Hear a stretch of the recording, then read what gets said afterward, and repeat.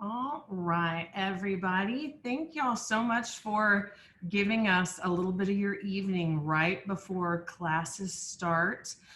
We hope that you're super excited about the semester and how everything is going to jumpstart over the next couple of hours. For those of you who do not know me, my name is Michelle Shanks, and I'm the program coordinator with the Longhorn Link program. And today I'm going to be running this presentation with a colleague of mine, but I will let her introduce herself. Hey everyone, thanks Michelle. My name is Alicia. I'm one of the advisors of the Longhorn Link program, and I primarily work with the first year students.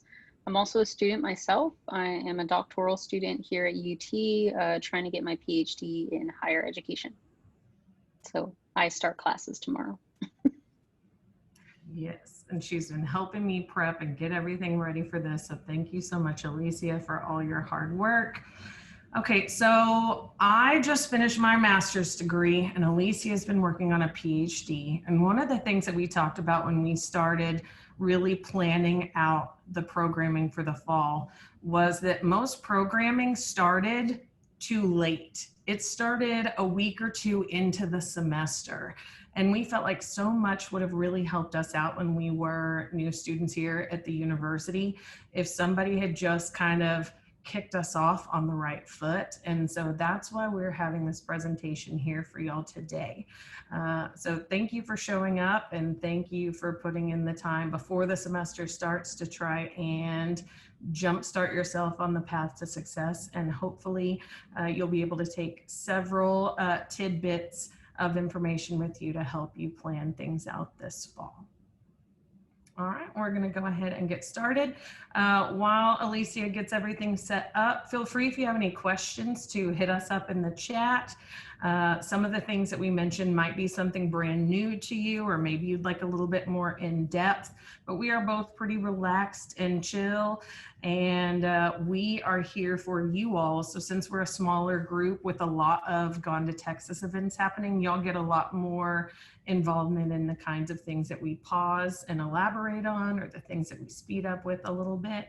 But all right, I'm going to stop talking and let Alicia take it from here.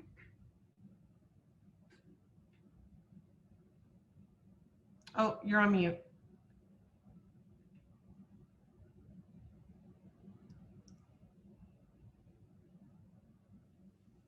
Yeah, the mute video bar disappears quite often. So hey everyone, we're gonna start off with a poll everywhere just to see where y'all are at. So if y'all want to participate, if you can go to pollev.com /Alicia A Moren 749. And I'm actually typing that in the chat also in case that would be easier for you all.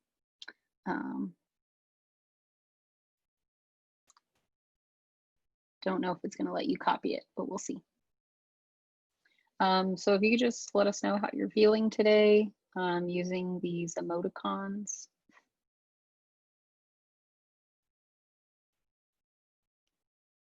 Good.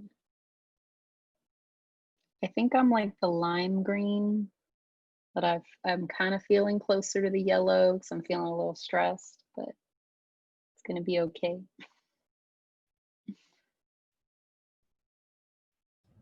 I know for me, it's kind of strange. Normally at the start of a semester, everything is, there's so many social events that you go to that really help you understand, like, and prepare.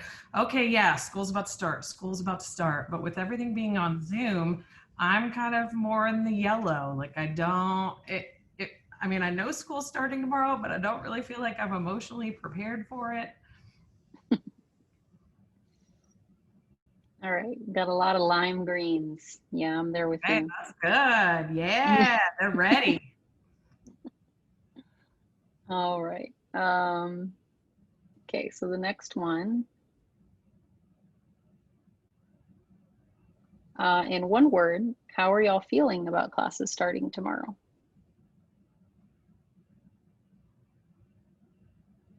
I'm trying to think of what my word is.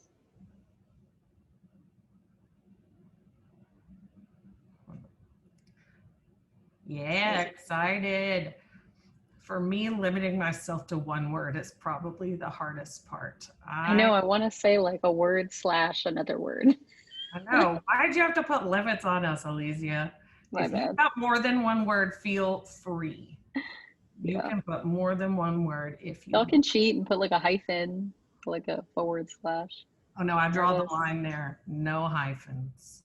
Oh, okay. No I hyphens. mean, Just own the two words. Just own it. Separate them and make it happen. I am definitely nervous, 100%. I'm taking a really hard class this semester. Certain, yeah. For me, y'all, a lot of why I think this isn't as scary to me, I just completed my entire master's degree online. So I got used to everything being completely digital. And so I kind of knew what to expect with that. But for those of you who were definitely expecting being in person, it is normal to be a little bit nervous. But I like how much I'm seeing like people still being hyped, still being excited, because what I've learned in life is everything is all about the attitude that you go into it with. And so I used to always tell my students, if you look for something to like and enjoy and be excited about, you're going to find it. And if you look for things to go wrong, you're probably going to find a lot of those too. So my best piece of advice to you starting off as you enter tomorrow is just to really look for as much of the positives, and you're gonna definitely find those. Well said. All right. So the point of this workshop is to talk about making a strong start. So we kind of wanted to gauge on, and what does that mean for y'all to make a strong start to the semester? There's no right or wrong answer.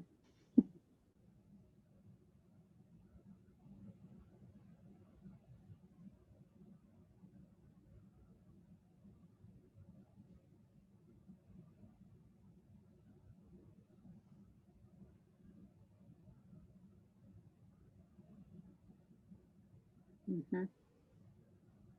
So for those of you who are on a phone and can't see, somebody said being able to comprehend the material and being organized.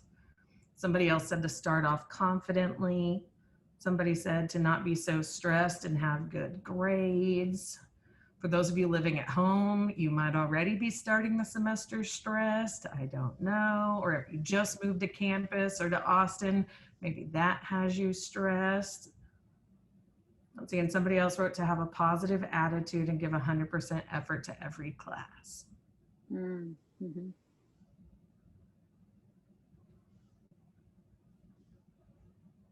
Let's see, somebody wrote to That form a sounds good. Somebody said to form a good relationship with professors, get adjusted with workload schedule, get a good study routine and good grades. What does it mean to you starting the semester tomorrow to have a strong start, Alicia? I already feel like I messed up.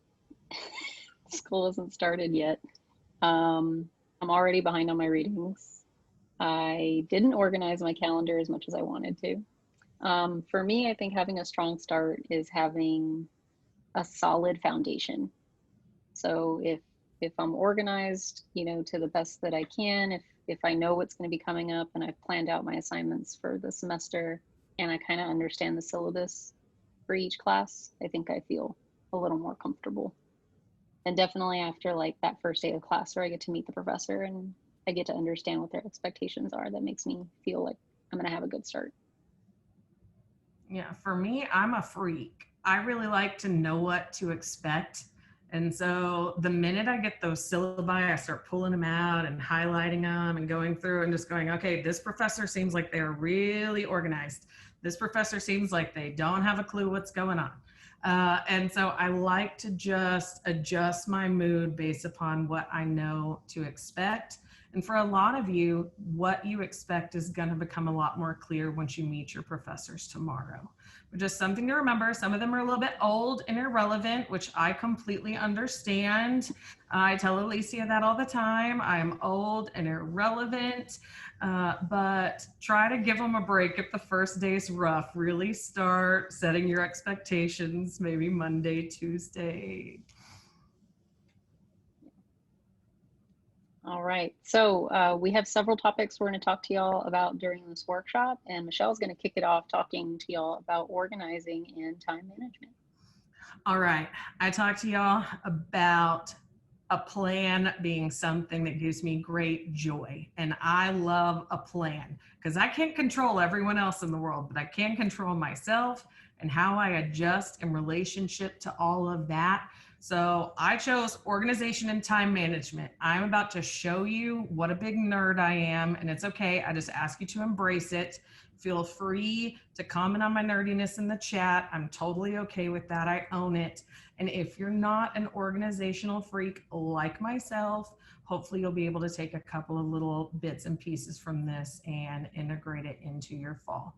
So here's how I approach organization and time management when starting off a semester.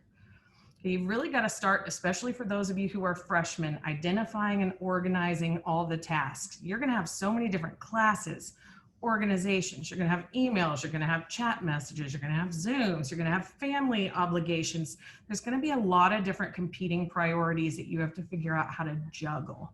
Oh, and if you're a person who is taking notes right now, I will send you this PowerPoint after everything is over so that you don't have to feel the need to take notes right away. But feel free to keep on it if you want. But I'm noticing some of y'all are like me and are taking notes. I will send this to you, I promise.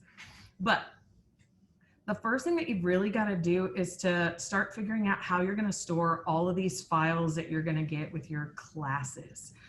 Coming up with an online storage program is really smart because one of my friends is a PhD student at UT right now, and his laptop got stolen out of the back of his car recently.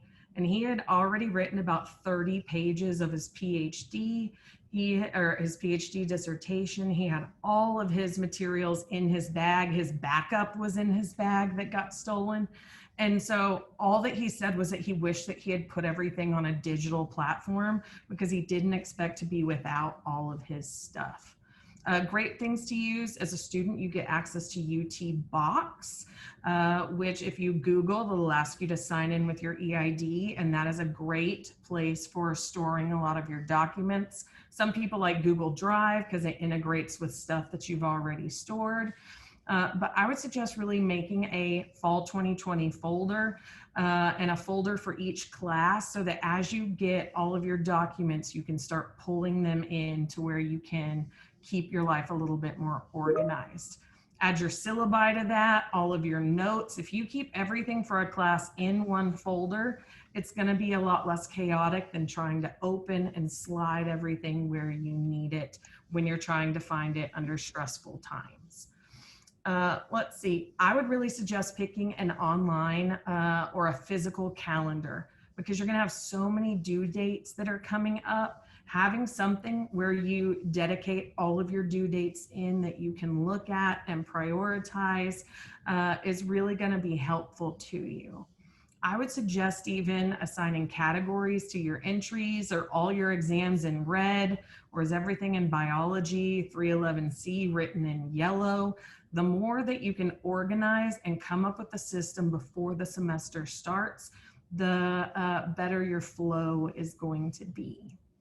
I would even suggest identifying one day per week that you're going to sit down and plan out the upcoming week. Look at all of your deadlines, look at all of your readings, look at everything that you've got to accomplish in your personal and academic and professional life if you're working, and plan out those responsibilities using different time blocks and figuring out how you can make sure to fit everything in.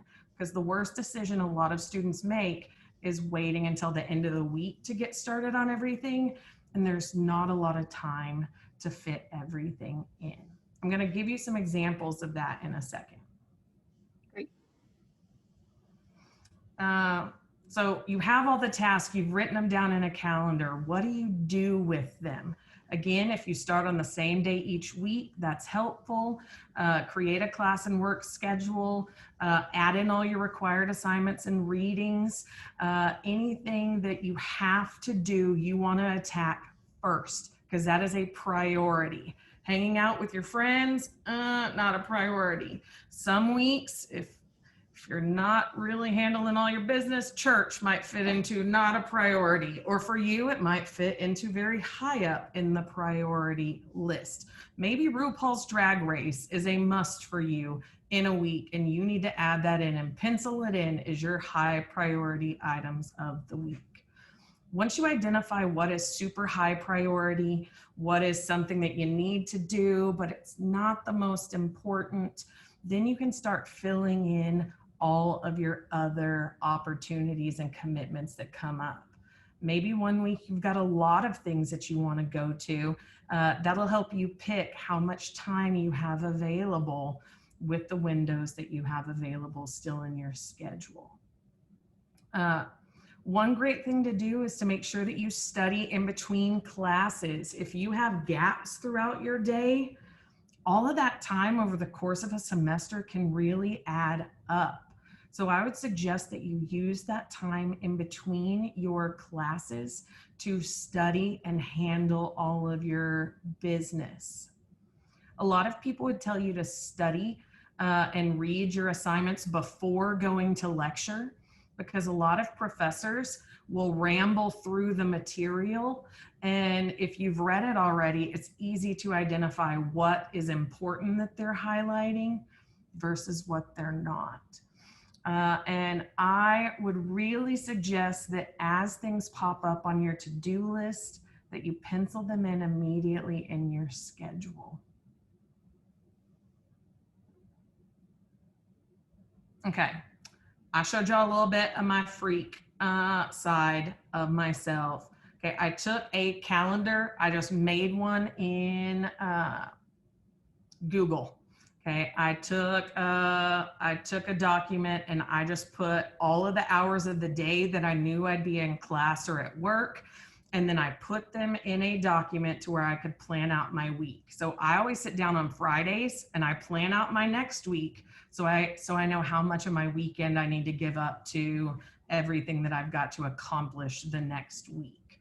So what I did on this slide for you is I went ahead and I put in my high priority things, my classes, my work schedule, and my meals if I'm a student.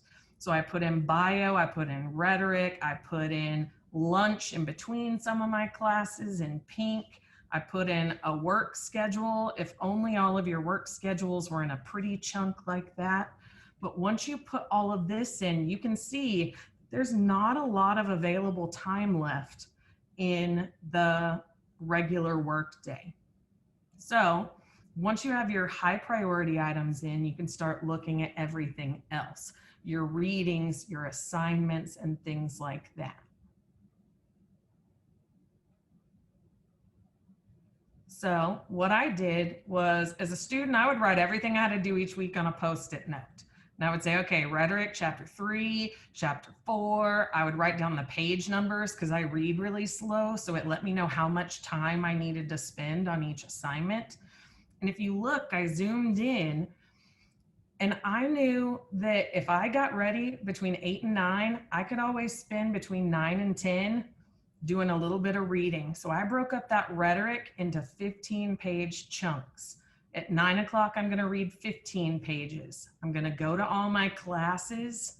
And then at 2 o'clock, I'm going to read another 15 pages. And at 3 o'clock, I'm going to read another 15 pages.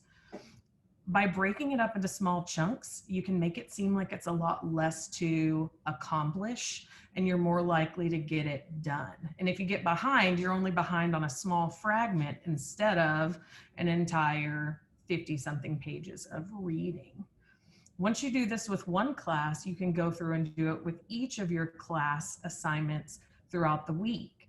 Now, I would probably start with either the material that is the most difficult for you or the material that's going to take you the longest because once you break that up, it's easy to find spots for the smaller priority items to fit. Thank you for that, Michelle. And I'll explain once we get into the study habits section why it's important to break down all of these assignments and readings and not cram it into 2 or 4 hours. Let's see, this is just a picture of all of those assignments on that Post-it note fit into my schedule in the week. You'll notice that there's some open spaces. That gives you some ability to make some adjustments, to add in time for studying for future tests or projects so that they don't all pile up at once. But this is where you can add in time to socialize with your friends, add in sleep, but always leave time to add in for unexpected hours to pop up, family emergencies or moments where you're distracted. Maybe you needed a little bit more coffee or Red Bull. But if you do this at the beginning of your week, you can really prioritize and know how much time you have left for fun and relaxing. Now, say that you don't like highlighters and laying everything out like that. There's an easier way to do this too. And this is what's called a prioritization grid. This is where you just, on a grid, you write a box and you divide it up into how important items are, high or low, and then how urgent the items are. So is it due really soon? That's high urgency. Or is it due not for a while? That's low urgency. That basically breaks everything that you need to do down into something that's critical that you need to focus on now, something that's important soon, something that is an interruption. So yeah, not really that important right now, or a distraction, something that you can do without. So either one of those would be great ways to start planning out your fall. But now we're going to transition a little bit into study habits. Great, thank you. So I wanted to kick off by asking y'all, and feel free to unmute yourself, but what does studying look like for you? Like, what is studying and how do you do it?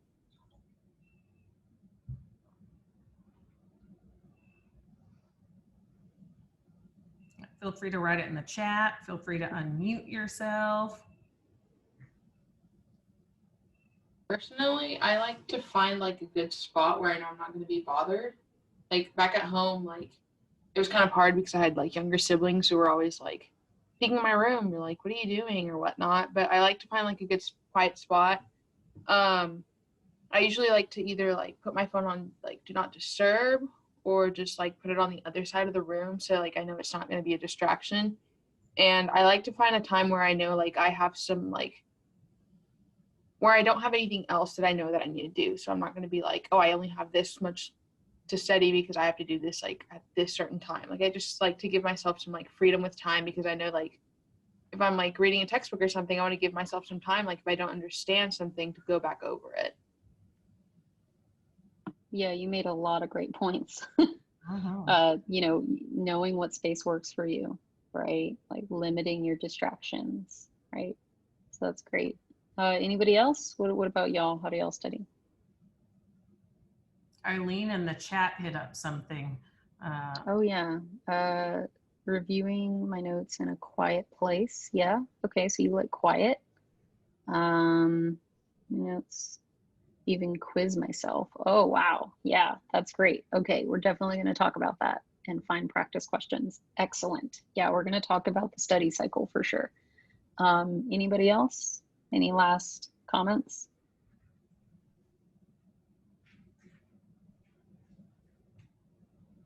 Okay.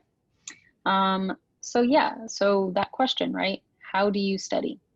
So I want y'all all to know that reading for class is not studying. You're just doing what you're supposed to be doing, right? So I don't know if any of y'all believe that, but it is not. Also, when you're reading for class, highlighting and underlining is not studying either. You're not really trying to retain information. It's going to help you later on when you're actually ready to study or review material, but in that moment when you're doing it, it's not going to be that helpful. So what is active studying? Because what I just talked about, we can think of as like pre-studying, like you're preparing to study. right? Like reading the material, highlighting, underlining, right? But some of those things are also known as passive studying. So if I'm just reading this article and I'm just highlighting random things, but I never go back to it, I just passively interacted with that material, okay? And now that you're in college, you need to really engage with the material because you need it for exams, you need it for assignments and all of those things. So what is active studying? So these are some examples, and some of your peers kind of already mentioned these things, right? So creating a study guide in your own words, that's really important. You'll notice I say in your own words a lot. I say that because if you say it in your own words, then you're truly going to know that you understand the material, right? You're not regurgitating things, you're comprehending, right? Teaching yourself, right? So I think somebody mentioned that they quiz themselves.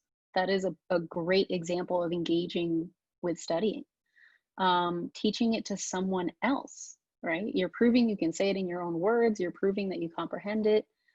Making a concept map also, so like how are these things interrelated? For reading and writing classes, some of you are going to be more on those classes and not have a lot of STEM. Thinking about big ideas and the way things connect, or maybe the ways that they don't. For STEM courses, working and reworking the problems, and not just the problems that you're provided in class, but pulling example problems from your textbooks or from your online materials and reworking those, right? Maybe changing up the numbers in some of those problems so you can, rework through the steps and get a different answer. For STEM courses, yeah, explain the steps in your own words, right? That's really important. Like maybe you know the mechanics and you know how to do it, right? You know how to get from A to B, but do you know why? Do you know why you're doing what you're doing, right? That's also a key to understanding when you're studying. Another point I wanted to make is not everyone studies the same. So you need to find what works for you. So yeah, we're all unique individuals and we need different things. This is called the study cycle. You'll notice I made a little note up at the top where I said do your readings because in that top preview, it's saying the preview only for 5 to 15 minutes. I didn't want y'all to misinterpret that as to thinking you should only be doing your readings for 5 to 15 minutes. That's ridiculous. So I think what they're talking about here is previewing that material, which you've already gone through, right? Excuse the noise in the background. We have a puppy. I think they're playing with her. So preview, so before class, skim material, you're re-going over your material, you're making notes of those big ideas. Obviously, you should go to class. You'll notice at the beginning of the semester, you're going to be a lot more likely to go to class, right, or show up on Zoom than you are in mid-semester at the end of the semester, especially if you find out that the attendance policy isn't that harsh, right? But going to class is going to help you understand that material, right? Taking notes, asking questions, engaging, reviewing your notes after class. I don't know if y'all know this, but there's been research on it that shows that the longer you wait to review your notes after class, the less it's going to make sense and the less information you're going to retain. Like literally, as hours pass from when you left class, you are losing information from your brain. So reviewing notes immediately after class, or maybe even that evening, is much more likely for you to retain information. And then comes the actual studying. So you'll notice in Michelle's example with time management, she was using like random hours or like 30 minutes here and there to do some readings or do this and that. That's super important. I'll explain why in a second. But it's really important for y'all to study in shorter time periods. And you'll retain a lot more information if you do a focused study session for just 30 minutes, 45 minutes, 50 minutes. You get a break, go outside, go do something else, and then come back to it. Whereas you are sitting there for an hour, 2 hours, 3 hours, 4 hours, and you're not really retaining things and you get kind of burnt out, right? And then that last step is testing. So can you teach yourself? Can you teach someone else? And evaluating your study methods. So when do you study, right? This is another important question. So again, back to Michelle's example of time management, entering study blocks into your schedule and your calendar. And I'm saying you should treat it like a class. So if you normally have class on Mondays at 8 a.m. and you know how you have to show up, I would highly suggest you treat that study block like a class too. So if you say you're going to study in the afternoons at 2 o'clock, you got to show up. Find a place to where you want to study regularly. Consistency is key, right? So if you say, I'm going to show up in my living room, right, at this time, and I'm going to do this, or I'm going to show up outside at this table at this time, right? So wherever that spot's going to be, I know things are a little different because of COVID, but consider the environment. So I think a lot of y'all mentioned you need it to be quiet, right? So how can you create a quiet environment? Form virtual study groups, but if you do that, it's not happy hour or it's not, you know, social hour. So I would suggest you create no talking blocks or no talking zones. I do that with my peers too. So just 30 minutes, 45 minutes, everybody agrees. We're not going to say anything. We're going to focus. And then when that time slot's over, we get to say, hey, how'd it go? How's it going? You know, are you understanding things? And you get to check in with each other. I just mentioned this a little while ago. Don't cram everything into large blocks. Make sure to spread it out into shorter sessions. You're going to retain information a lot better. No distractions when you're studying. 30 minutes of intense focused studying is going to be way more valuable than you sitting there for 2 hours off and on Twitter, texting your friend, getting distracted by a post, right? You're going to be going in and out of focus, and it's not going to be as effective if you're like shutting everything off for just 30 to 45 minutes. It's going to be really valuable. And find out what time works best for you. I'm a morning person. I know if I try to do anything after 7, 8 p.m., I'm not going to be nearly as productive and I'm not going to retain as much information as if I woke up at 6 or 7 a.m. So just figure out what works for you. You know yourselves if you're a night owl or a morning person. So just make sure you're thinking about those things. All right.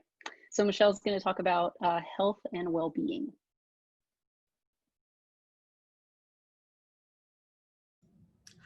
Yeah, get used to that. I've been on Zoom since March and I still forget to unmute myself. It's okay, just own the mistakes and roll with it, y'all. But Alicia, while I do that, will you send this Zoom link to Dr. Lewis? She's asking for it in Slack, but it's my turn to chat. Okay, Yeah, so I can do that. health and well-being. I would say that I have perfectionist tendencies, which might explain my blocking system and my organization and time management working out really, really well for me.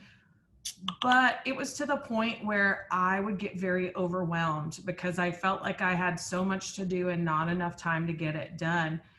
And when I was taking my master's, I just said, like, there's not enough time to read everything. And I would stay up really, really late. And someone finally told me, they just said, why don't you skim the things that aren't high priority? And why don't you read the things that you know are going to be super, super important to you?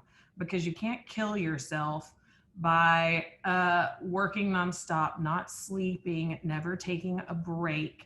And once I started to do that, that's how I developed my system of prioritizing tasks so that I spent the attention where I needed it to go. And that actually really helped a lot with my overall health and well-being because I started setting boundaries, not with other people, but with myself, because I knew that I was likely to be a perfectionist. Let's see, do you mind moving to the next slide, Alicia? Perfect, you're the best. Okay, so something that I had to learn was to anticipate what my experience was going to be. So I had to know myself. I knew that I would get stressed out, overwhelmed, and anxious if there wasn't enough time in the day to get everything done. So what did I have to do? I had to figure out how to prepare for those moments with actions that I could achieve. So that's when I started my system of planning and organizing my time. That worked out really, really well for me and made me less anxious. And then I also learned to skim, and I got better at that, realizing that it was okay that I did not retain every single word on every single page. Let's see. I used a lot about what worked with me in the past. Okay, so if I knew that I was stressed out and I was anxious, what were going to be the things that made me feel better? Okay, yes, organizing and time management was important, but I also had to take care of my physical and mental health. So meditation and exercise. I know I'm a little bit large now, but I wasn't back then. Okay, but it doesn't matter as long as it makes you feel good, takes away your stress, which is what I did. I meditated and I exercised, and I took care of not just my academics, but I also took care of myself physically and emotionally. And that is so important. Now, you can always reach out to people when you're feeling overwhelmed. So think about who you have in your life. Do you reach out to friends and family? Do you reach out to mentors and advisors here with LLP? Do you reach out to a resident advisor or to your college advisor? Really identify what it is that you're struggling with and who would be a great person to connect with. Like even right now, Alicia and I, we're both organized.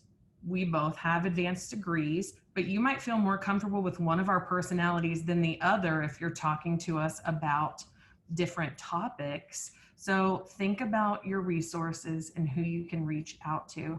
But the last thing on here, give yourself grace. Realize that there are going to be weeks where you can't get everything done, and it's not a failure or something wrong with you as a person. Just sometimes the universe doesn't align the way that you need it to, and your professors unfortunately don't speak to each other quite like your teachers did in K-12. If only all your tests were spaced out. Okay, what I really suggest you do is to find a balance. Okay, I mentioned earlier those competing priorities are always going to be there. Sometimes school is your priority, and you have to tell your family, I love you, but right now I have a test tomorrow and I cannot handle this. I cannot. Sometimes you're going to have to put school on hold, and you're going to have to deal with family or friend emergencies or things going on with work. Okay, but you have to identify what is the most important priority for you at the time, and you need to figure out how to set your boundaries with each of those different priorities and know where to put your emotional and physical energy. A lot of students will come to college and all they will focus on is academics. Don't forget about the socialization aspect of college. Get involved. And if you're trying to figure out how to get involved in the online environment, look at the Longhorn resources handout that I sent in our last newsletter. There's a lot of great links there. But avoid burnout by not focusing entirely on studying. You've got to take time for yourself too. Sleep habits are also a big thing to focus on for your health. You need to know yourself and when you need to sleep and for how long. Sometimes staying up all night is not beneficial if you're not going to be able to retain that information in the morning. Okay, and a lot of college students brag about how late they stay up. And they're like, oh yeah, I only slept an hour last night, And then it becomes this big competition of who takes care of themselves the least. Yes, there will be an occasional overnight that you have to pull because the universe didn't align for you. But if you plan and organize far enough in advance, you should be able to figure out how to handle everything and make sure you're taking care of yourself and getting some sleep. Last thing that you need to remember is that it takes a village. I can't do everything by myself all the time, no matter how organized I am. Sometimes I have to reach out to other people who are more skilled than me in certain things. So something to remember is all of us get paid with your tuition dollars. So if we work at the college, ask us for help, use us, because we are here to help you figure things out if you're struggling. Okay, thank you, Michelle. In the chat, I just mentioned a couple things. I used to get to the library at 9 p.m., 10 o'clock at night, and I'd get home back to my dorm like at 4 a.m. and I thought I was cool. I used to compete with my friends and brag and be at work and be like, I only got an hour to 2 of sleep. But it's not a joke. Like, you need to take care of yourself. You need to make sure you're well rested so that way y'all can perform as best as you can. The other piece we wanted to talk to y'all about is advocating for yourself. I've been working with the first year students for several years now, and this is the biggest issue that I see each year, is students not asking for help. Things start getting rough, school starts getting hard, like mid-semester, maybe exams start getting difficult, and they're not talking to professors, they're not reaching out to LLP staff, they're not talking to their college advisors, and then they come back in the spring and I'm like, what happened? Like, we failed, you know, you got a C, you know, why didn't you talk to us? Who did you reach out to? A common question I ask is, did you go to tutoring? And 9 times out of 10, they say no. So make sure you're advocating for yourself, you're utilizing these resources. There are so many people that care about your success here at the university. I'm sure your family as well is there for you. Definitely, as Michelle said, it does take a village. Communication is key. So make sure you're communicating about your needs, and not just academic. Do you have financial needs? Are you having trouble getting food? Are you having trouble reaching the resources that you need, basic resources to perform how you need to perform in school, right? We're all human beings. We all need our needs met. And sometimes we just can't cut it that week because of outside circumstances. So make sure you're communicating with everyone. Imposter syndrome phenomena. Have y'all heard of that before? Yeah. Does somebody want to try and tell me what they think that is?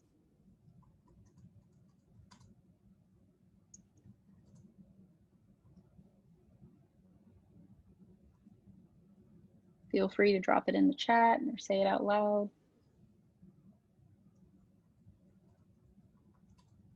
Shook his head. Why'd you shake your head? Like, it's like when you feel that you don't belong here, or that you were chosen like incorrectly, like there was a mistake. 100%. Yeah.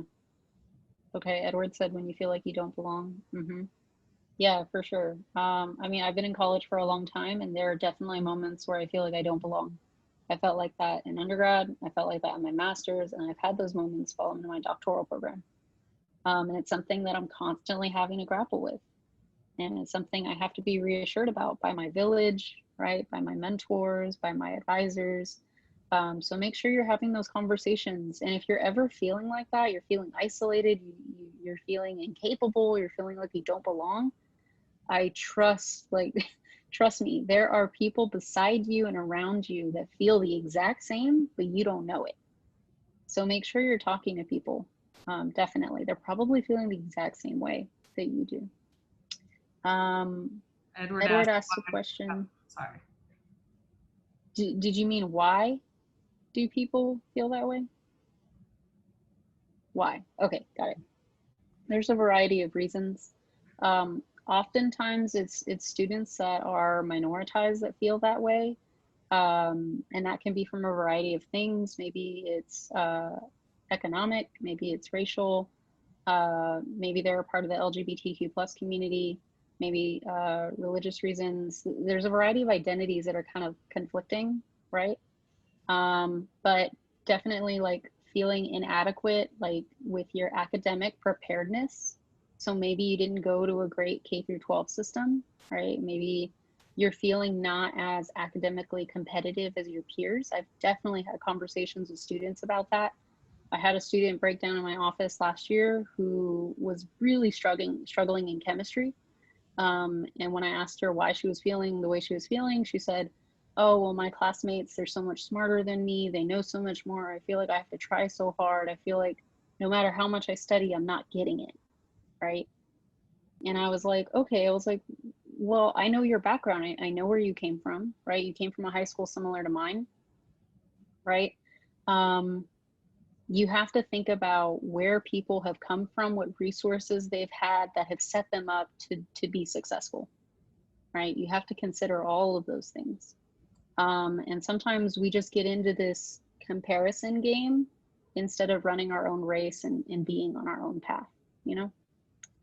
But community is definitely important in those situations when we're feeling like that, and making sure we're leaning on each other and having these conversations, right? So that's a great point. Dr. Tillis or Michelle, do y'all have any comments on the imposter phenomenon? Yeah, for me, and I just wrote to Edward, like, I have a master's degree and I still feel like I don't belong in a lot of spaces. And the way that I looked at it is my mom worked 3 jobs when I was growing up and was a single parent. And she just kept saying, education is your only way out. Don't screw it up. And like, I got to hear all the time that like 95s weren't good enough. Like, I needed hundreds. And I think that it started to make me think that to not be perfect was a sign of weakness. And so I thought that everybody else was handling and figuring everything out on their own. And it was only once I like asked people that I knew for years, I'm like, how did you figure all this stuff out? And a lot of them would say that their parents told them what to do. Like their parents gave them that guidance. And because nobody in my family ever went to college, I had no one to help me. And my mistake was that I didn't ask people who'd been through it for help.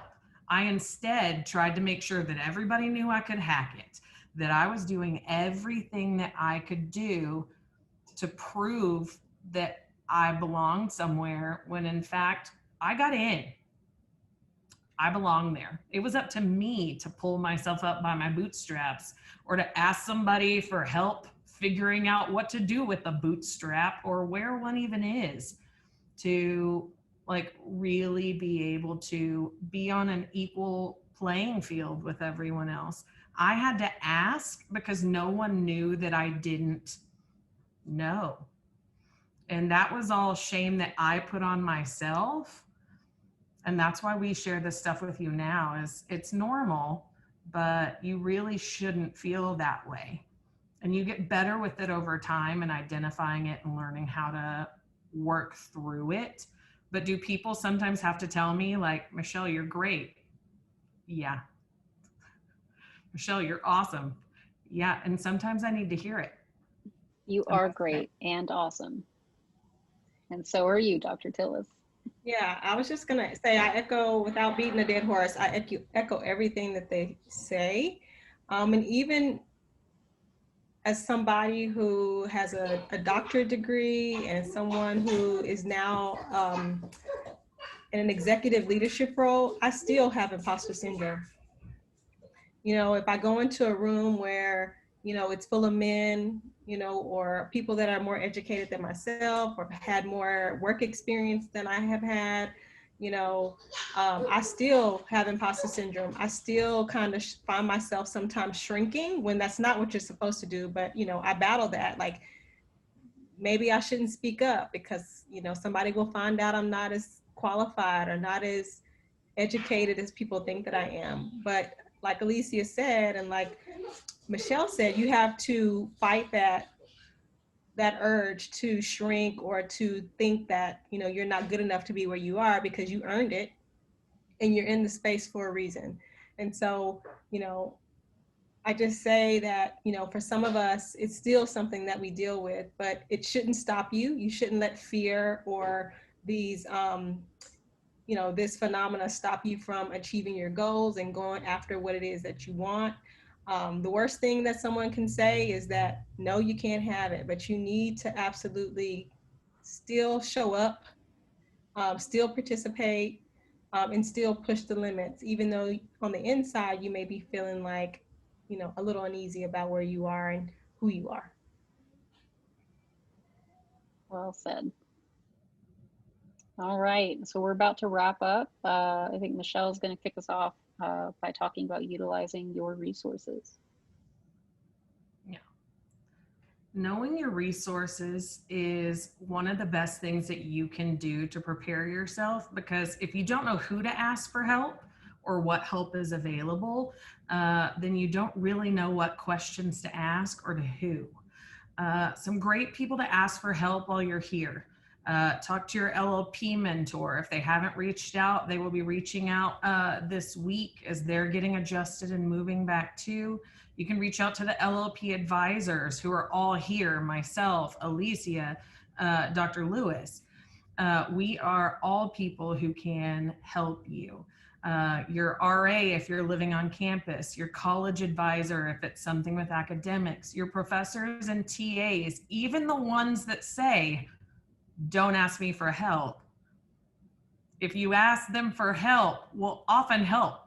They just don't want everybody sending them an email every 5 seconds, like begging for things.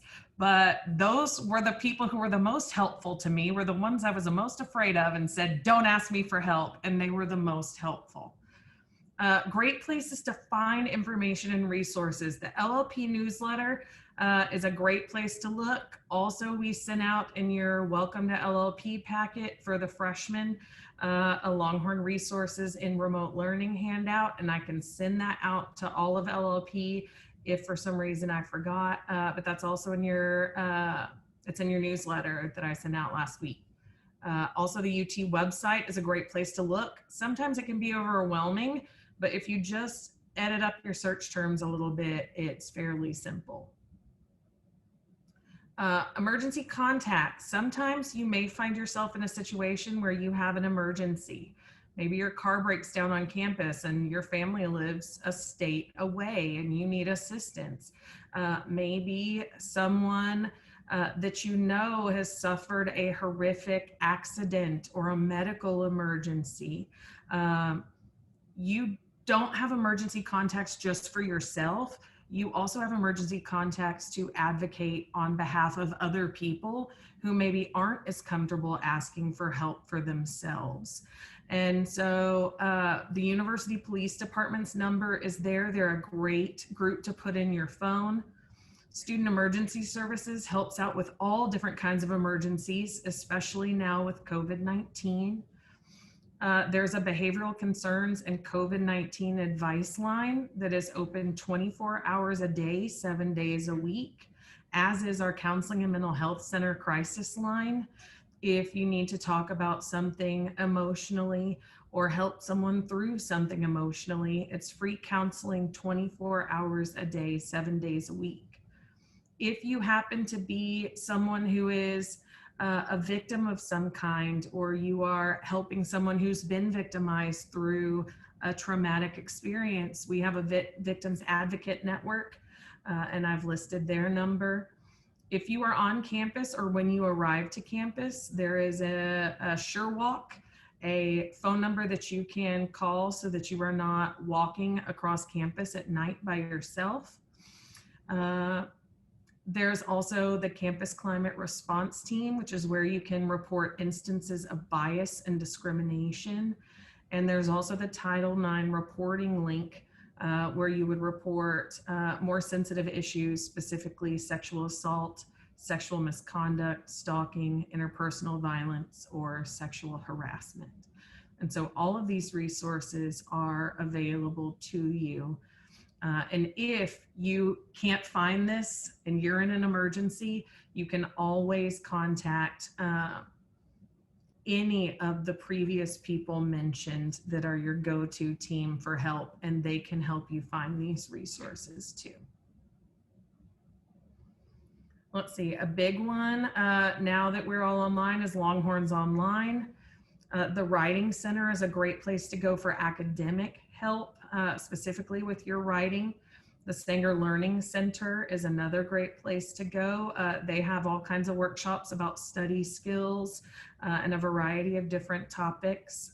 The UT Library site, the Counseling and Mental Health Center, services for students with disabilities. As a student with several disabilities, I was embarrassed and I refused to go ask for my accommodations because of my imposter syndrome. I thought it made it seem like I didn't belong. And so instead of asking for accommodations, I made my life harder. And I didn't get those accommodations. And I struggled even more so because I was embarrassed. If you are a student with a disability, this website is amazing for you. And definitely go there and get your accommodations. Don't wait and suffer like I did. The Multicultural Engagement Center is a great place to go to meet with people who might be from similar backgrounds as you, as is the Gender and Sexuality Center, which is a resource for women and LGBTQIA plus individuals, and a great place for allies to be involved as well. I do want to point out, although you can't physically enter these spaces, maybe you might be able to if you're on campus, maybe you are not able to. Keep in mind that the MEC, the GSC, I'm sure the Sanger Learning Center, University Writing Center, all of these locations are probably going to be hosting online webinars and workshops. So make sure you're tuning into those, staying on top of their websites. If that's a space you want to interact with, they're probably going to be hosting a lot of events. All right. I know right now that a lot of you have 7 o'clock or maybe 8 o'clock gone to Texas appointments. So if you waited through and you've got to go, feel free. We won't be offended, but we're going to open it up to questions and conversation. So anybody who's here who'd just like to chat or has specific questions, feel free. But I will post this webinar in our YouTube, and I will all, did it end our meeting? No. No, okay. I will post it in our YouTube and also send out the PowerPoint to those of you who are here if you'd like those links.